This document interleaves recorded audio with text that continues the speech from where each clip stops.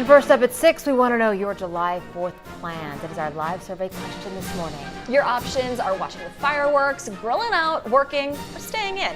Head to KHOU.com/vote now to weigh in, or maybe you have something else in mind. If you do, you can tweet us using that hashtag HTownRush. You might be working this morning and then Yes. having to keep yourself energized for events tonight. Hello. See the craft. Yeah. Well, not tonight, but during the day. I won't go that No far. fireworks tonight, right? You know Not what? that late. No. In Okay. fact, a lot of people have said, "Oh, is your son? He's 2 going to see Right. fireworks." I'm like, no.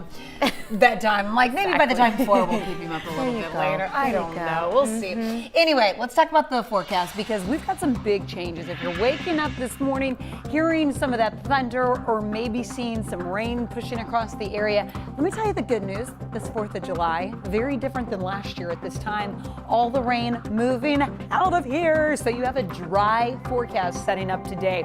Thunderstorms, though, were in effect overnight. Now they're lifting out of the area. So moving well north of town, pushing off to the east. So we're going to continue to see, again, much drier conditions. 7 o'clock in about an hour, only a 30% chance. You'll notice a shower to a straight thunderstorm, and that continues to drop. Noon, 10% chance. And then by 3 to 6 o'clock, high temperatures build to 92. Rain completely out, Steph, just in time for our fireworks shows. All right, Cheetah, that sounds great. So for traffic for the festivities later today, 1 to 3 is going to be your power rush hour. So if you can sneak out before that and get to where you need to go, then you won't get stuck in traffic, more than likely. Right now, if you do have to go to work like normal, you have a little treat waiting for you. Holiday-like conditions because most everybody has the day off. I want to take you to a couple of things working though if it is a normal day for you. You've got a conk out located here. This is a brand new issue, Katy Freeway westbound at the West Loop. And then this crash has been with us since 4:15 this morning. Still there, a couple of lanes blocked. West Beltway southbound. Lisa. Okay, Steph, thank you. Let's get right out to our Michelle Troy and our breaking news in Katy this morning. A housewarming party turned deadly north of Fry Road in Gaston. Michelle, we know that this has now been ruled a murder-suicide. Yeah, that's right, Lisa. We got that update a little while ago. Sheriff Troy Nels telling us and calling this situation out here tragic, and it truly is. Investigators say a man shot and killed his sister inside this house, now surrounded by crime scene tape here along Everhart Manor Lane, before turning that gun on himself. He also shot 3 other people during what was a housewarming party taking place here last night.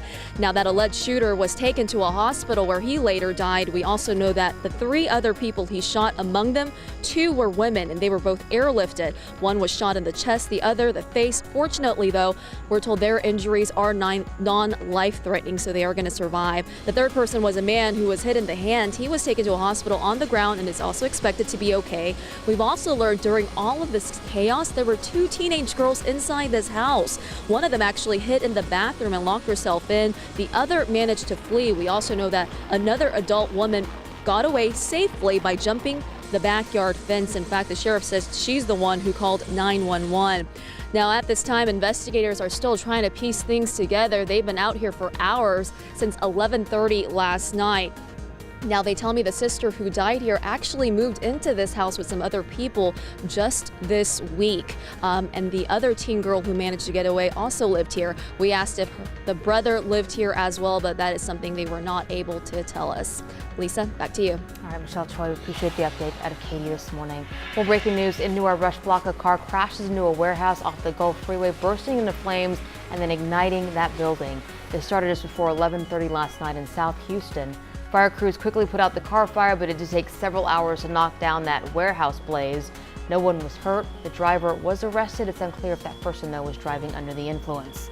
Firefighters also worked overnight to put flames out at this home in Spring. It's not clear if someone was inside during the fire. The cause of the blaze now under investigation. More developments in the legal battle over the border crisis. Here are 3 things to know about today. Number 1, the Justice Department is looking for a way to work a citizenship question into the 2020 census. The Supreme Court blocked the question, and the questionnaires are already being printed, but Trump wants that question added.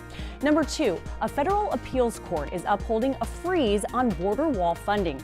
The president wants to use billions of Pentagon dollars to build parts of the wall in Arizona, California, and also Mexico. Number 3, there's a new federal investigation into alarming social media posts made by active Border Patrol agents. The posts were made in a private Facebook group. The House Oversight Committee called on the acting head of Homeland Security, Kevin McAleenan, to testify about the group and also about the report on detention facility conditions.